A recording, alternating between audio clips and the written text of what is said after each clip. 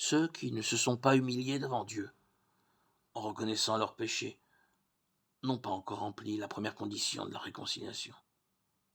Si nous n'avons pas éprouvé cette tristesse dont on ne se répand jamais, si nous n'avons pas confessé nos péchés d'un cœur contrit et rempli d'horreur à la pensée de nos iniquités, nous n'en avons jamais véritablement cherché le pardon.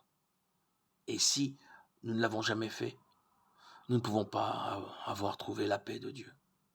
L'unique raison pour laquelle nous n'avons pas le pardon de nos péchés passés, c'est que nous ne voulons pas nous humilier et nous conformer aux conditions de la parole de vérité. Des directives expresses nous sont données à ce sujet. La confession des péchés, qu'elle soit publique ou particulière, doit être franche et cordiale. Il ne faut pas qu'elle soit faite d'un air détaché et à la légère, ni imposée à des personnes qui n'ont pas encore appris à haïr le péché. La confession qui jaillit spontanément du tréfonds de l'âme rencontre la compassion infinie de Dieu.